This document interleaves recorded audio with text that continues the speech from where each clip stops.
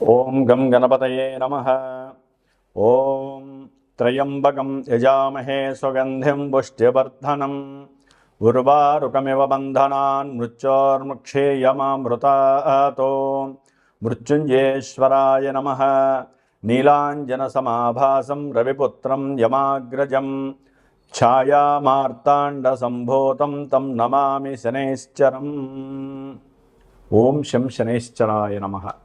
జ్ఞానసిద్ధిని వీక్షిస్తున్నటువంటి ప్రేక్షక మహాశయులందరికీ కూడా శని యొక్క అనుగ్రహము, మృత్యుంజయేశ్వరుడి యొక్క అనుగ్రహముతో మీరు పడుతున్నటువంటి కష్టాలన్నీ తొలగిపోయి ఎంతో ఆనందకరమైనటువంటి జీవితము శని భగవానుడు మీరు చేసే కర్మల ద్వారా ప్రసాదించాలని ఆశిస్తూ ముఖ్యంగా ఈ వీడియోని ఎవరైతే గనక స్కిప్ చేయకుండా పూర్తిగా చూడండి. అది ఎన్ని నిమిషాలు అనేది కాదు, ఎందుకంటే కాలాన్ని శాసించేవాడు, కాలం లోపల మనల్ని అందరినీ కూడా ఇబ్బందులు పెట్టేవాడు, ఆనందపరిచేవాడు శని భగవంతుడు మాత్రమే మనకున్న నవగ్రహాలలో.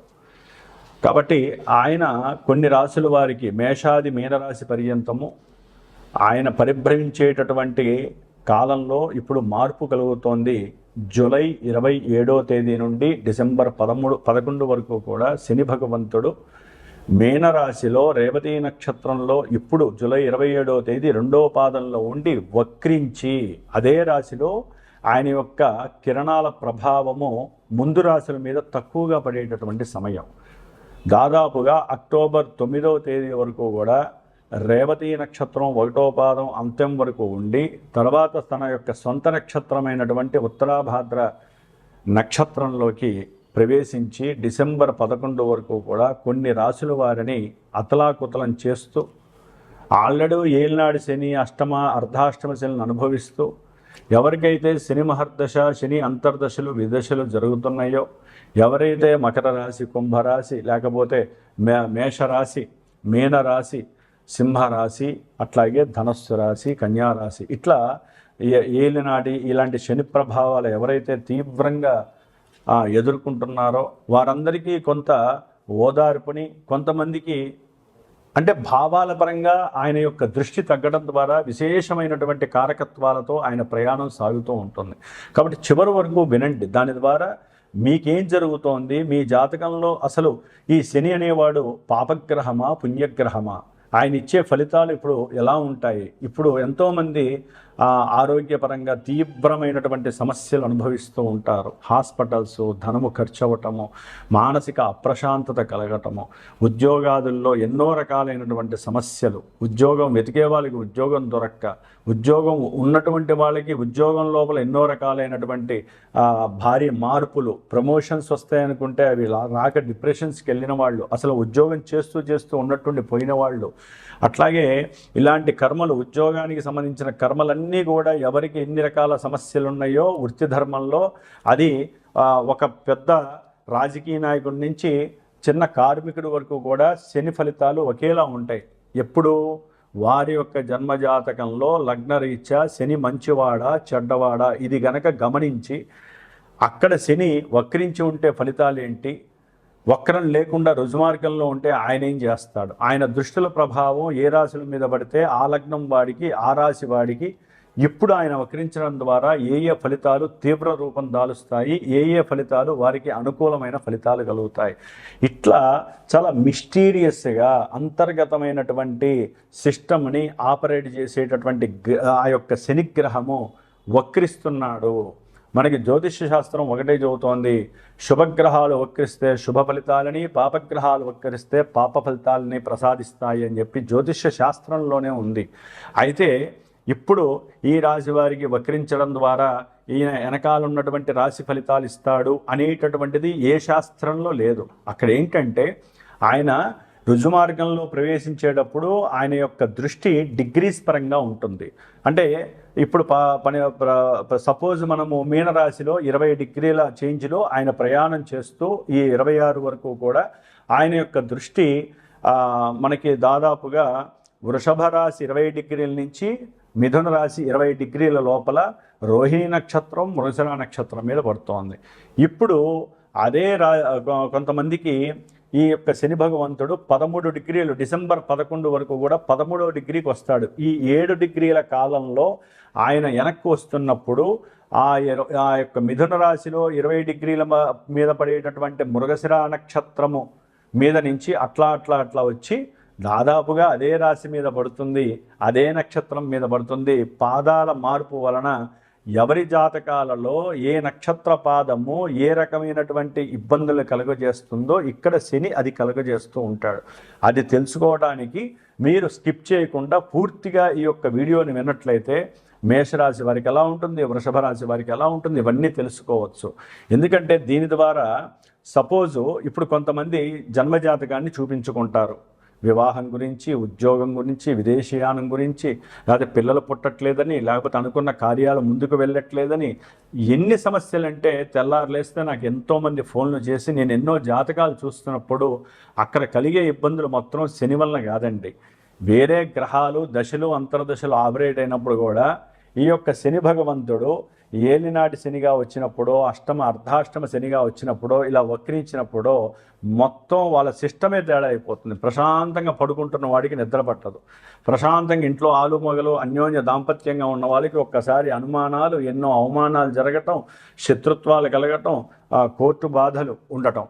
ఇప్పటిదాకా ప్రశాంతంగా జీతంతో హ్యాపీగా ఉన్నటువంటి వాళ్ళకి ఉన్నట్టుండి అప్పులు చేయాల్సిన పరిస్థితి, రుణ బాధలు తీవ్రంగా ఉండటం, దాని ద్వారా కొంతమంది అఘాయిత్యాలు చేసుకునే పరిస్థితి, కొంతమంది మానసికంగా విపరీతమైనటువంటి దోషాలు కలుగుతాయి, సంతానంతో ఇబ్బందులు కలుగుతాయి, ఏది మాట్లాడినా బంధువులతో సమస్యలు కలుగుతాయి, ఉద్యోగంలో ఉన్నట్టుండి విపరీతాలు, ఇట్లా శని ఎన్నో రకాలైనటువంటి వైపరీత్యాలను కలుగజేస్తాడు. కాబట్టి తప్పకుండా మేషం నుంచి మీనరాశి వారికి ఆయన పరిభ్రమించే ఈ సమయాల్లో ఏ విధంగా ఉంటుందో తెలుసుకునే ప్రయత్నం చేయండి.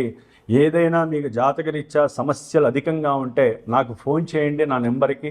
మీ జాతక పర్యవేక్షణ అయితే జాతక పర్యవేక్షణ చేయండి, లేదా ఈ 4.5 months కూడా డిసెంబర్ 11 వరకు ప్రతి అమావాస్యకి ముందు వారం రోజులు కూడా నేను శనిగ్రహానికి విశేషమైనటువంటి జపాన్ని, మృత్యుంజయ జపాన్ని ఆచరిస్తూ ఆ అమావాస్య రోజున శనిగ్రహానికి, మృత్యుంజయానికి వారికి ఎవరైతే నాకు వారి యొక్క గోత్రనామాలు ఇచ్చి మా యొక్క సమస్య ఇదని చెప్తారో వారి కోసము ప్రత్యేకించి అందరికీ అందుబాటులో ఉండే విధంగా ఎంతోమంది ఎన్నో సమస్యలను ఎదుర్కొంటున్నారు.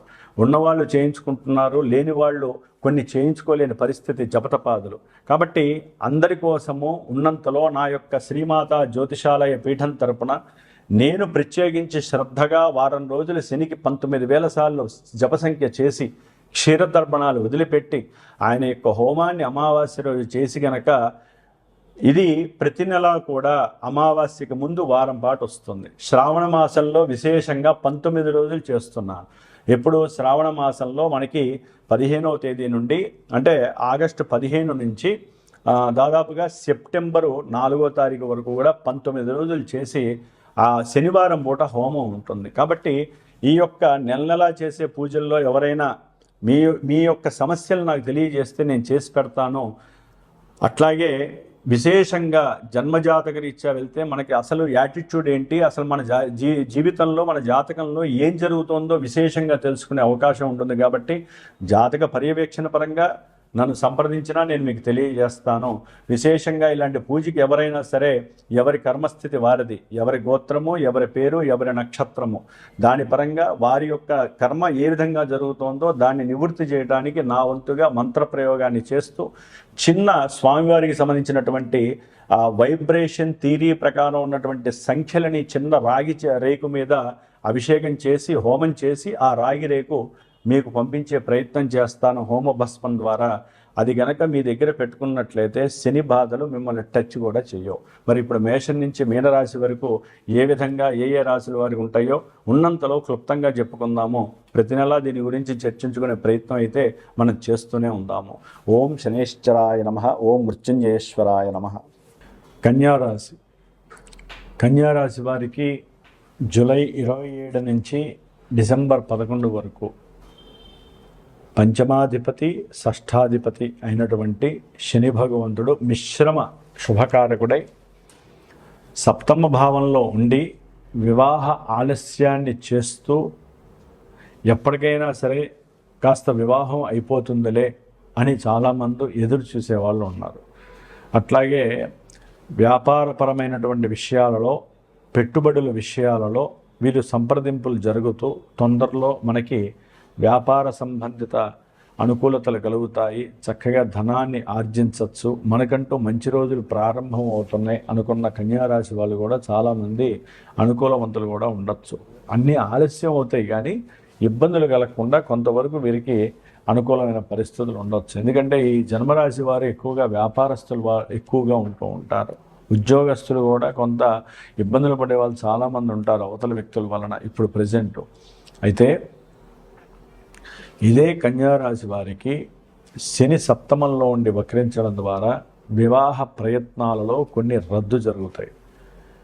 వివాహం జరుగుతుంది అనుకొని చివరిదాకా వచ్చి మాట పెరిగిపోయి, లేకపోతే అసలు వాళ్ళు ఫోన్ లిఫ్ట్ చేయకపోవటం, లేకపోతే మాకు వద్దండి ఎన్నో సమస్యలు ఉన్నాయి అని చెప్పుకోవడం, లేకపోతే అవతల వ్యక్తులకి ఏవో కోర్టు సమస్యలు ఉన్నాయి, శత్రుబాధలు ఎక్కువ ఉన్నాయి, వాళ్ళకి రుణ బాధలు ఎక్కువ ఉన్నాయి, కాబట్టి అవతల వ్యక్తులకి మనకి సూట్ కాదని చాలామంది కన్యారాశి వారికి వివాహ విషయంలో ప్రతిబంధకాలు, వ్యాపార సంబంధిత విషయాలలో కొన్ని నష్టాలు కలగటం, పెట్టుబడులు పెట్టి లాభాలు వస్తాయనుకున్న వాళ్ళకి స్వల్ప లాభాలు కలిగి దానివలన మానసికంగా బాధలు పడటం, కొంతమందికి ఉద్యోగం అంటే వ్యాపారంలో ఉన్న వాళ్ళు ఉద్యోగానికి షిఫ్ట్ అయ్యే పరిస్థితులు, కొంతమందికి ఉద్యోగం లభించే పరిస్థితి కలగటం, సంతానపరమైనటువంటి సహాయాలన్నీ కూడా ఆగిపోవడం, ఆర్థికంగా వీళ్ళకి కాస్త రుణ బాధలు ఎక్కువయ్యే అవకాశాలు కలగటం కన్యారాశి వారికి. ఎందుకంటే మనకి ముఖ్యంగా కన్యారాశి వారందరికీ మానసికమైనటువంటి దోషాలు కొంతవరకు క్రియేట్ అవుతున్నాయి. కానీ జన్మజాతకంలో దశలు అంతర్దశలు గనక ఇంకోలాగా గనక అంటే వాళ్ళు ఇచ్చే భావాలు వేరున్నాయి అనుకోండి, శని వాటికి రంగరించి సపోర్ట్ చేస్తాడు అంతే. డైరెక్ట్గా శని ఇచ్చే ఫలితాలు ఇవి అని ఎవరు చెప్పలేరు.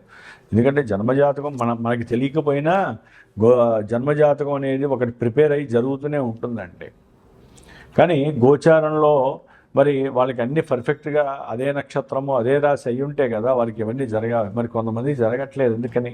అందుకనే జరిగినా జరగకపోయినా ఇందాక నేను మొట్టమొదటి చెప్పినట్లుగా ఎవరికైతే కనుక ఉద్యోగ వ్యాపార సంబంధిత విషయాలలో ఎదురు దెబ్బలు జరుగుతున్నా, వివాహ వ్యవస్థలో ఇబ్బందులు జరుగుతున్నా, ఇప్పుడైతే కనుక కొంతమందికి విడాకులు అవ్వటానికి కన్యారాశి వారికి శని పూర్తిగా సహకరిస్తున్నాడనే చెప్పాలి. అట్లాగే సంతాన సంబంధిత విషయాలలో కొంత ఇబ్బందులు కూడా ఎదురవుతాయి. అంటే ఫెయిల్ అవటం సంతానపరంగా, లేదా ఉన్నటువంటి సంతానము మాట వెనకపోవటం, వారి యొక్క అలవాట్ల విషయంలో తేడాలు రావటం, చదువు యందు కాన్సన్ట్రేషన్ తగ్గటము, ఇలాంటివి కూడా జరుగుతాయి. అక్టోబర్ 9 వరకు కూడా ఈ కన్యారాశి వారికి వ్యాపారపరమైనటువంటి విషయాలలో కాస్త నష్టాలు కలగడానికి అవకాశం ఉంటుంది. అప్పులు తీసుకొచ్చి పెట్టుబడి పెట్టే అవకాశం ఎక్కువగా ఉంటుంది, లాభాలు రావు.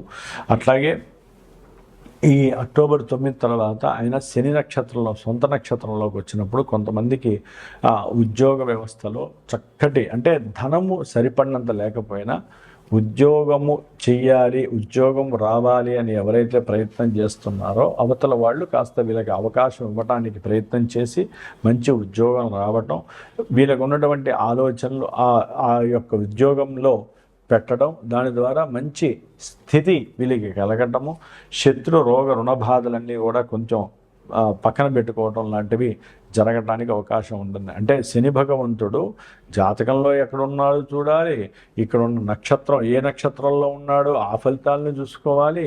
ఆయన వక్రించినప్పుడు మరి పాప ఫలితాలు ఇస్తాడు కదా. ఈ కన్యారాశి వారికి ఏమీ పెద్దగా ఆయన ఏమి పరిపూర్ణ రాజయోగ ప్రదుడు కాదు. ఆయన యోగప్రదుడైనా ఎప్పటికైనా ఆయన పాపి ఎప్పుడు కూడా శుభత్వాన్ని ఇవ్వలేడు. ఆ యొక్క పాప ఫలితాన్ని కొంత తగ్గే అవకాశం ఉంటుంది, అంతేగాని శుభ ఫలితాలను ఎప్పుడు కూడా శని ఇవ్వడు. ఒకవేళ ఇచ్చాడు అంటే అది జన్మజాతకంలో ఆయన యోగకారకుడు అయితే తప్ప ఎవరికి ఇవ్వరు. కాబట్టి కన్యారాశి వారు కొంచెం శని వక్రించాడు కాబట్టి కొంచెం జాగ్రత్తగా ఉండటానికి ప్రయత్నం చేయండి. ఏదైనా ఛాన్సెస్ వస్తే కనుక ఆ ఛాన్సెస్ని మిస్ కాకుండా చూసుకోండి. అప్పులు తీర్చేటటువంటి అవకాశం ఉన్నప్పుడు అప్పులు తీర్చేసుకొని బయటపడండి. సాధ్యమైనంతకు ఆహ్లాదంగా ఉండే ప్రయత్నం చేయండి. సంతానంతో మీకున్నటువంటి ఉన్నటువంటి భావాలు పంచుకునే ప్రయత్నం చేయండి. ఎక్కువగా అపోహలు కానివ్వండి, ఆలోచనలు కానివ్వండి ఎక్కువగా చేయకండి. ఆరోగ్యం మీద దెబ్బపడే అవకాశం ఉంటుంది. అనుకున్న అభీష్టాలు ప్రమోషన్స్ రాకపోయినా బాధపడకండి. మీరు ఏదైనా మీ జాతకంలో ఇబ్బందిగా ఉందంటే నన్ను సంప్రదించండి. మీ జాతక విశ్లేషణ నేను చేస్తాను. మీకు ధైర్యాన్ని ప్రసాదించడానికి ఆ గ్రహాలు నాకు ఏ విధమైన శక్తిని ఇస్తే ఆ విధంగా చేస్తాను. సరే, జన్మజాతకాలు చెప్పుకోవడానికి మా దగ్గర బేస్ ఏది లేదండి, మాకంటూ ఏది లేదు డేట్ ఆఫ్ బర్త్లో అనుకుంటే చక్కగా ఇందా నేను చెప్పిన ఈ శని కలిగి చేసే ప్రతి సమస్యకి విరుగుడు ఆయనే కాబట్టి ఆయనకి సంబంధించిన జపము హోమము చేసుకోండి. చక్కగా ఆ యంత్రాన్ని మీకు ఇస్తాను. ఆ యంత్రాన్ని మీరు కనుక దగ్గర పెట్టుకున్నట్లయితే శని వలన కలిగేటటువంటి ఆలస్యాలు, శత్రుబాధలు, రోగబాధలు, ఈతి బాధలు అన్నీ తొలగిపోయి కొంతన్న మనం సేఫ్ జోన్లోకి వెళ్ళడానికి ఈ వైబ్రేషన్ సంఖ్యలు కలిగినటువంటి శని యంత్రం మిమ్మల్ని ఎప్పుడూ కూడా రక్షిస్తూనే ఉంటుంది. ఓం శం శనైశ్చరాయ నమః.